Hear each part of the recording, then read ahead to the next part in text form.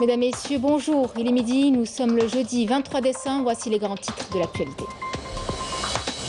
À la une, le président de la République, Abdelmadjid Tebboune, qui vient de signer le décret présidentiel portant convocation du collège électoral pour le renouvellement de la moitié des membres élus du Conseil de la Nation, prévu le 5 février prochain.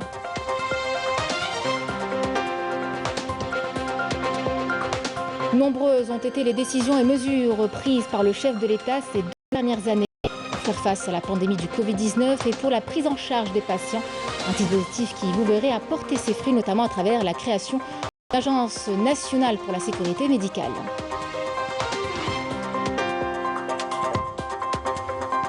Cérémonie de signature de lancement du service de e-payment, présidée ce jeudi à Alger par le Premier ministre, ministre des Finances, Ayman Ben Abdelrahman. Un accord conclu entre le GIE monétique Algérie Post et la SATIM.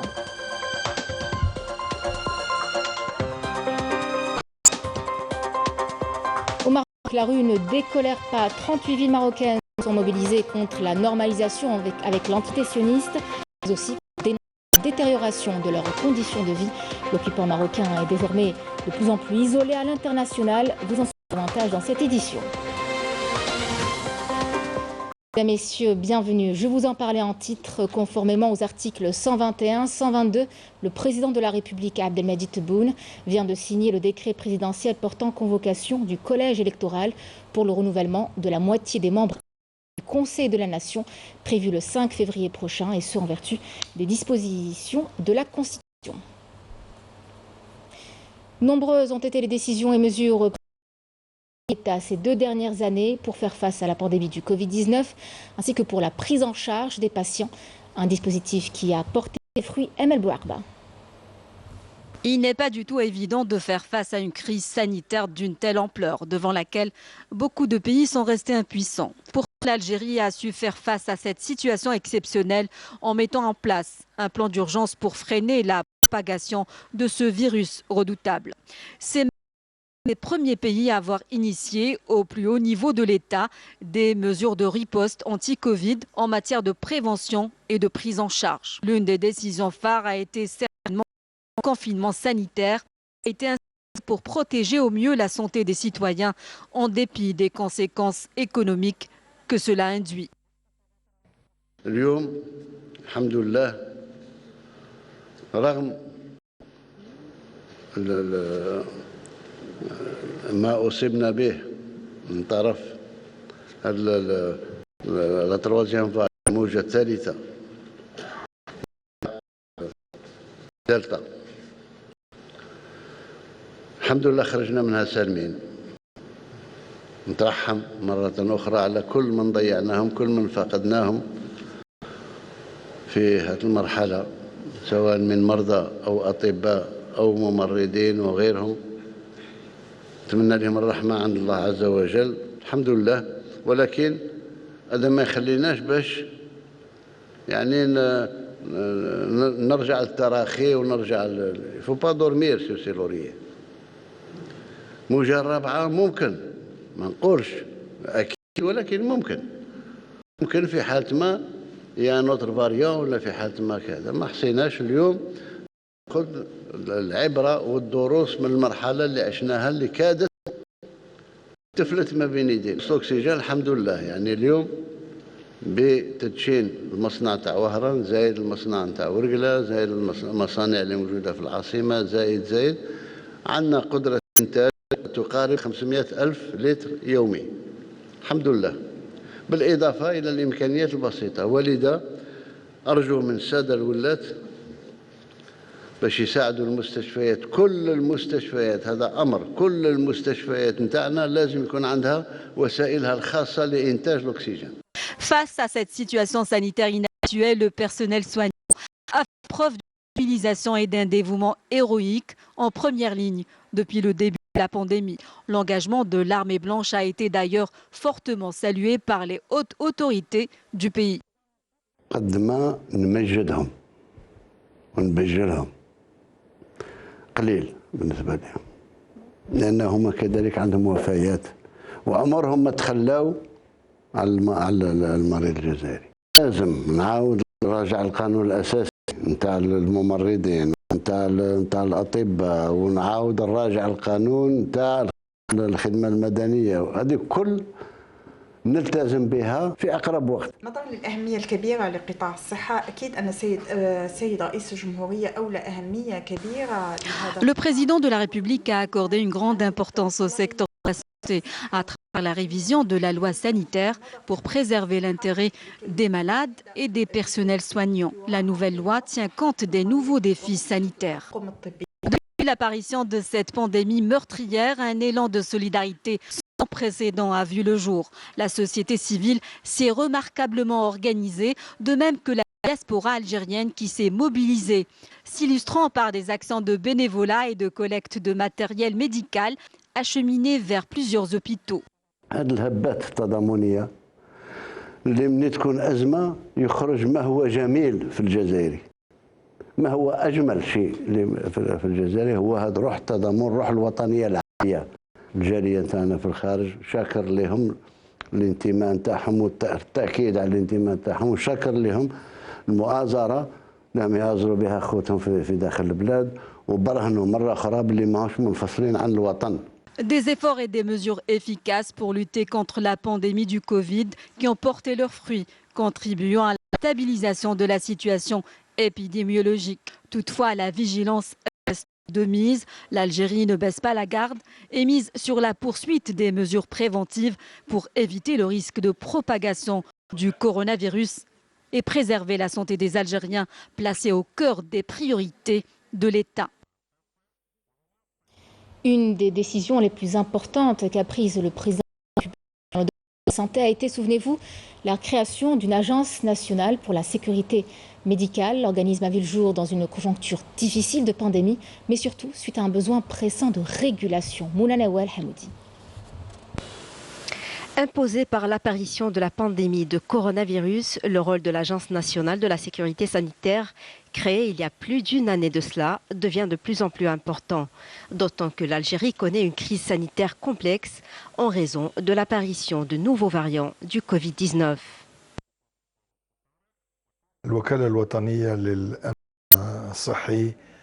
L'Agence de la sécurité sanitaire est une institution avec un caractère spécial et qui dépend directement de la présidence de la République. C'est une institution de veille, d'observation et d'alerte dédiée à tout ce qui touche à la sécurité sanitaire.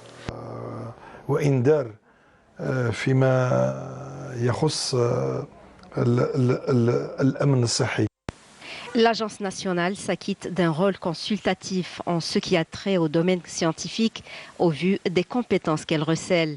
Cette institution d'observation, de concertation et de veille stratégique, mais aussi d'alerte en matière de sécurité sanitaire, contribue aujourd'hui activement à la production nationale du vaccin anti-Covid. Au niveau de l'Agence nationale de la sécurité sanitaire, nous avons étudié tous les vaccins disponibles et proposés. La décision la plus importante qui avait un impact direct sur la stratégie mise en place pour lutter contre cette pandémie était la décision de fabriquer le vaccin en Algérie.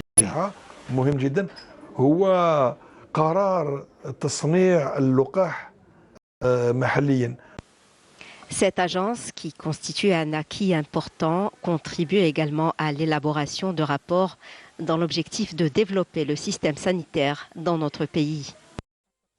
Au Conseil de la Nation, une séance plénière est consacrée ce jeudi aux questions orales adressées au ministre de la Formation et de l'Enseignement professionnel, au ministre de l'Industrie, au ministre des Ressources en eau et de la Sécurité hydrique, à celui du Travail, de l'Emploi et de la Sécurité sociale et au ministre de l'Environnement.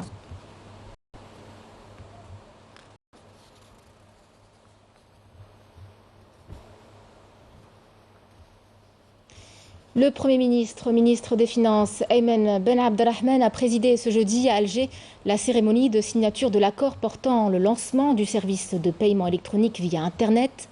Un accord conclu entre le groupement d'intérêt économique de la monétique GIE Monétique, Algérie Post, et la société d'automatisation des transactions interbancaires et de monétique, la SATIM. Le Premier ministre Ayman Ben Abdelrahman a affirmé que la concrétisation de cette action concernant le paiement électronique est une réelle concrétisation des recommandations du président de la République pour un développement économique efficient. On l'écoute.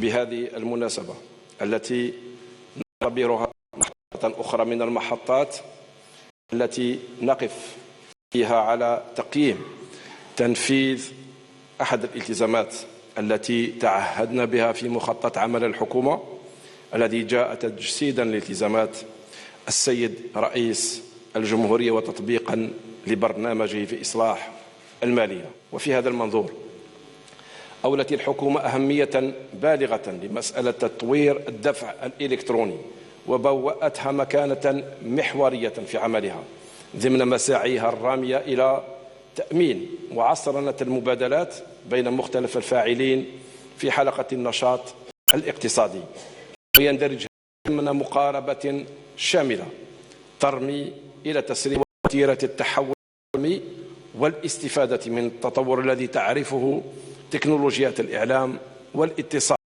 واستغلالها الأمثل كرافد من روافد النمو والتنمية الاقتصاديين. La cérémonie s'est déroulée au Centre international des conférences Abdelatif Rahal en présence de membres du gouvernement.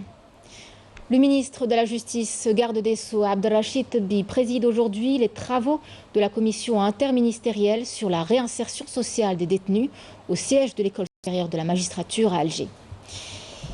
À l'étranger, la rue marocaine ne décolère pas. 38 villes marocaines se sont mobilisées contre la normalisation avec l'entité sioniste à l'appel du Front marocain de soutien à la cause palestinienne qui reproche au Marzen de détourner le dos à cette cause. Une alliance contre nature qui menace la stabilité de la région tout entière. Malika Bellal.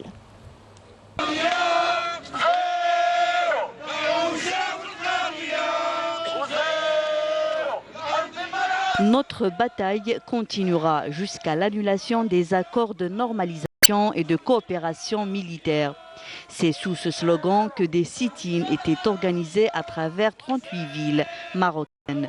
Il s'agit pour les manifestants d'exprimer le rejet de la politique de normalisation avec l'entité sioniste en réponse à l'appel de plusieurs organisations, à leur tête le Front marocain pour le soutien à la cause palestinienne et contre la normalisation, lequel avait lancé un appel pour une participation massive à ces actions de protestation dans différentes villes marocaines, et cela dans le cadre de la 4e journée de contestation contre l'accord de normalisation avec l'entité sioniste conclu il y a une année.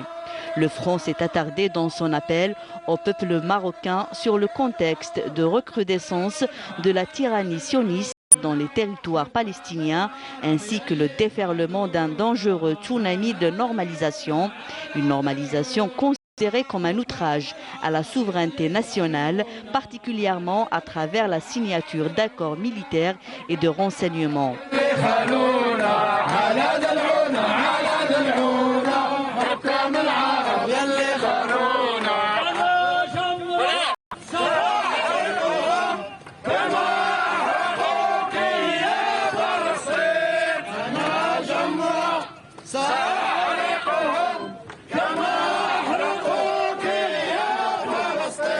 اليوم باش نقولوا بان الشعب المغربي يرفض رفضا باتا هذا المستوى التطبيعي. الشعار اللي كيأطر هذه الوقفات بالمناسبه ان خرجنا اكثر من 40 ومدينه اللي كتندد بهذه الاتفاقيه ديال المشؤومه. خرجنا اكثر من 40 تحت شعار موحد وهو معركتنا مستمره لاسقاط اتفاقيتي التطبيع والتعاون العسكري الغيانيتين. للاسف نحن في المغرب دعونا الى مسيره سلميه، ولكن للاسف قمعت كما قمعت باقي المسيرات التي كانت في اليوم الوطني الدولي للتضامن مع الشعب الفلسطيني.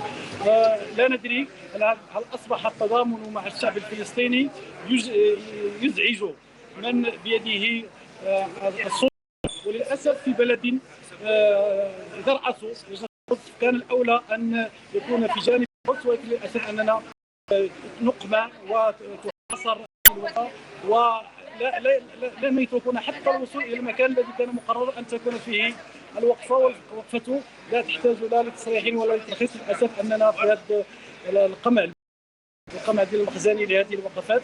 Une action de protestation a été également organisée par le Front marocain devant le Parlement à Rabat, en dépit de la répression qui marquait les précédentes actions, dénonçant la visite du ministre de la guerre de l'entité sioniste Face au blackout médiatique imposé par le Makhzen contre les mouvements de protestation, le Front marocain a décidé de rendre publiques ses actions en direct sur Facebook depuis hier soir. L'organisation a décidé de proclamer le 22 décembre journée nationale contre la normalisation dans toutes les villes du Maroc.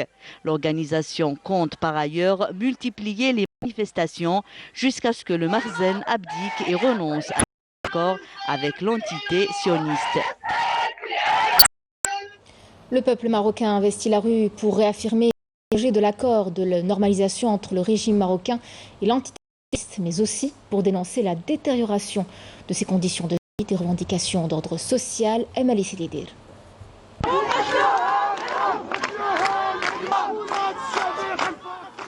Pauvreté, marginalisation, chômage, trafic de drogue, prostitution, misère, corruption et atteinte aux libertés.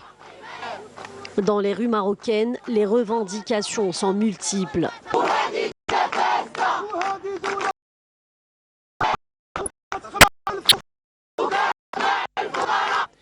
Revendications qui ont commencé contre la normalisation avec l'entité sioniste. Mais depuis des années déjà, les Marocains dénonçaient leurs conditions de vie très difficiles. Depuis la visite du ministre sioniste de la Défense, Benny Gantz, au Maroc, les manifestations se multiplient avec une mobilisation plus prononcée. Les Marocains demandent une série de réformes dans divers domaines. فرض التلقيح، الاسعار المرتفعه الملتهبه، قمع الاصوات، قمع كل من ينادي بحقه، الشطط في استعمال السلطه، الدكتاتوريه، اين الديمقراطيه؟ اين الكرامه؟ اين الحريه؟ اين العداله الاجتماعيه؟ وزير التعليم اننا لن نسكت على المهزله ولن نتراجع ولو على دمائنا ولو على حنا، لان هذه ليست انا ومساله اخر، وانما هي Les nombreuses protestations publiques qui ont eu lieu depuis témoignent de la réalité socio-économique déplorable. Au moment où le Makhzen continue de renforcer son alliance avec l'entité sioniste sur tous les plans, ignorant complètement le quotidien de son peuple. Les principales revendications concernent l'amélioration des conditions de vie de la majorité du peuple marocain qui vit dans la précarité, la réduction des inégalités socio-économiques, ainsi que la lutte contre la corruption et les atteintes aux libertés publiques et individuelles. Des milliers de Marocains descendent dans les rues, décidés à renverser la vapeur pour revendiquer des réformes profondes sur les plans politiques, sociaux et culturels. C'est là la dénonciation d'une crise sociale exacerbée par des fléaux sociaux qui ne cessent de prendre de l'ampleur. Des marches de la dignité ont été confrontées à une répression brutale des forces de sécurité qui n'ont pas hésité à agresser des manifestants pacifiques et interdire les slogans et banderoles de solidarité. Yasmine Massoudi. Face à un peuple marocain qui ne décolère pas, le Makhzen fait preuve d'une brutalité inouïe. Les manifestants sont violemment réprimés. D'ailleurs, beaucoup d'entre eux ont dû être évacués à l'hôpital et un grand nombre a été arrêté par une police déchaînée qui a pour ordre de faire taire la grogne populaire et étouffer la contestation.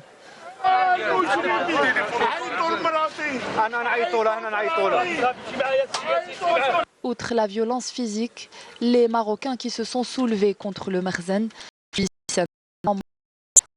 témoignent ces images sur lesquelles un agent de police menace la population de se faire vacciner, faute de quoi ils seront interpellés et vaccinés de force.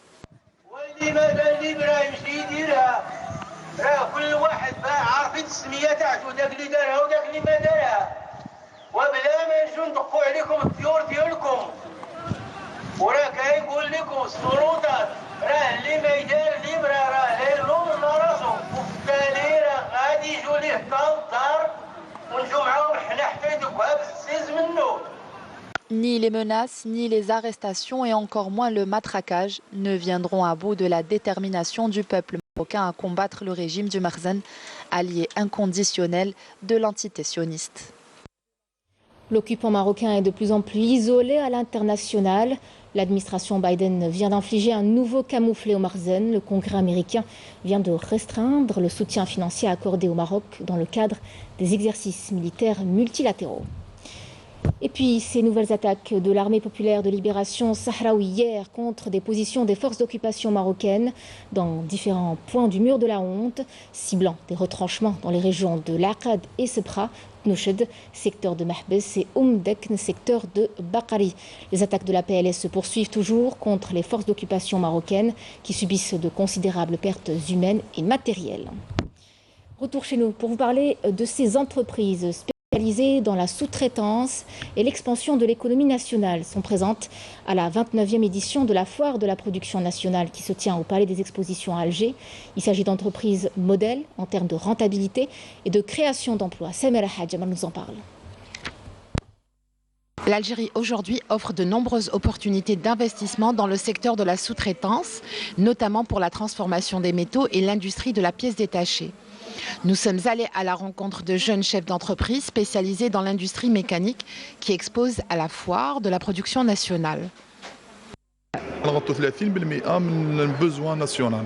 عندنا plus de 220 références disponibles. Ça veut dire tout le parc, tous les véhicules اللي راهم يمشوا في الجزائر. عندنا قريب 80% من les références تاعهم. La plaquette de frein elle consiste plusieurs caractéristiques. Donc on a le métal, on a la matière de friction. احنا رانا نمولوا كاع مجمع نفطال بفرامل السيارات اللي يجيلو. Ces entreprises spécialisées dans la sous-traitance sont considérées comme des modèles rentables et créateurs d'opportunités d'emploi pour les 200 عامل يخدموا عندنا. Sans le réseau de distribution تاعنا اللي راه sur 158 ولاية. تخصصنا في الصناعات الميكانيكية. On est spécialisé dans l'industrie caoutchouc, en la fabrication de la pièce automobile et industrielle. درنا شوية les sous-traitances مع شركة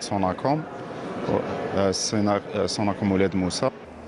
Des entreprises prometteuses qui contribuent à la réduction de la facture des importations et à l'émergence d'une industrie qui ambitionne de devenir un maillon fort de l'économie nationale hors hydrocarbures.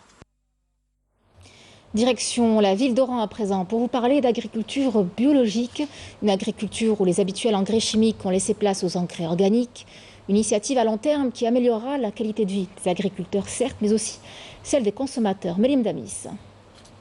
L'entreprise de gestion du marché de gros des fruits et légumes de la wilaya d'Oran a opté depuis quelques mois pour le traitement systématique des déchets organiques produits au sein même du marché pour contribuer à une agriculture 100% bio. Des déchets traités désormais de façon saine avant de les transformer en compost. Auparavant, nous jetions ces déchets et on payait 1000 dinars la tonne. Maintenant, au lieu de les jeter, nous les récupérons ici même avant de les transformer en engrais organiques. Pour valoriser les déchets organiques et les déchets verts, la wilaya d'Oran compte sur la participation de l'établissement public à caractère industriel et commercial, Oran Vert, qui a pour mission de collecter tous les déchets destinés à la transformation.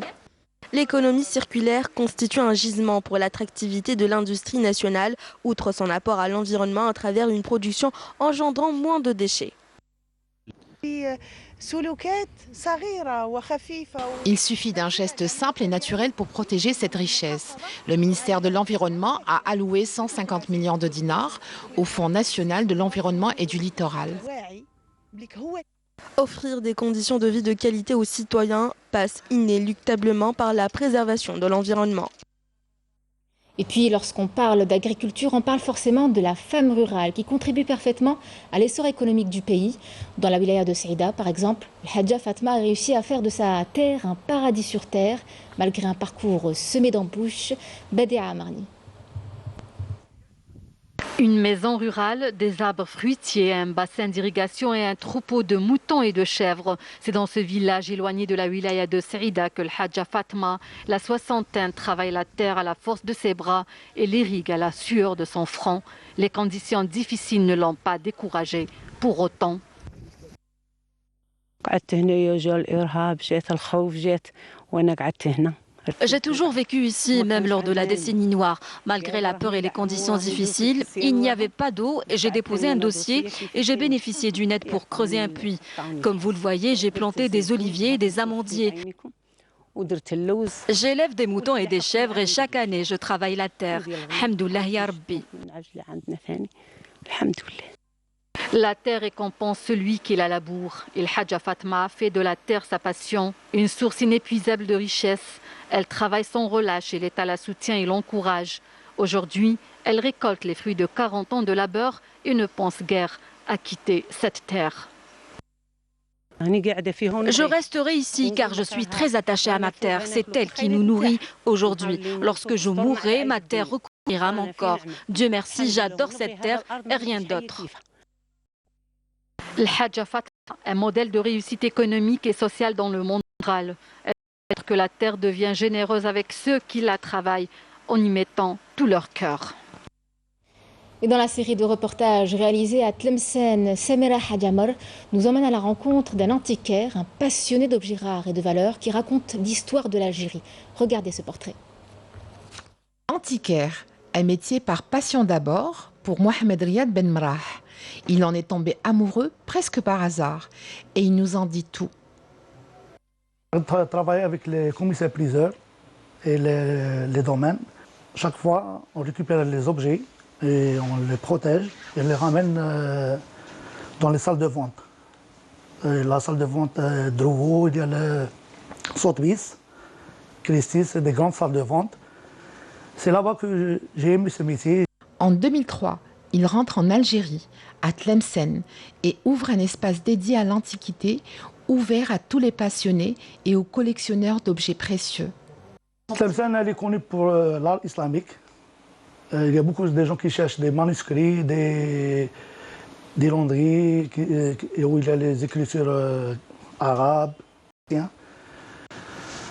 Les tableaux orientalistes, des peintres qui sont passés à Tlemcen, comme Bridman, Simone, Bartolini, c'est des peintres italiens. Et chez lui, c'est toute l'histoire de l'Algérie contenue dans des collections d'objets patiemment chinés. On peut trouver des contes anciens de Tlemcen. Elle est signée Mohamed Znaghi. C'est une famille qui est connue à Tlemcen. D'époque, c'est la fin 19e. Et on trouve des vases anciens syriens avec la calligraphie arabe qui sont un petit peu rares. On ne trouve pas souvent. Il y a les tenues traditionnelles comme le kaftan et la de la mariée. Elle est brodée en argent, en fil d'argent. En plus, on a des top tabats anciens. Si vous passez un jour à Tlemcen, n'hésitez pas à faire une halte dans cet espace d'art et d'histoire. Et on vous le recommande. C'était le journal de la rédaction. Merci de l'avoir suivi. L'information revient à 19h avec Kemal Suig. Tout de suite, ce sont les nouvelles du ciel. Excellente journée à tous sur Canal Algérie et à demain.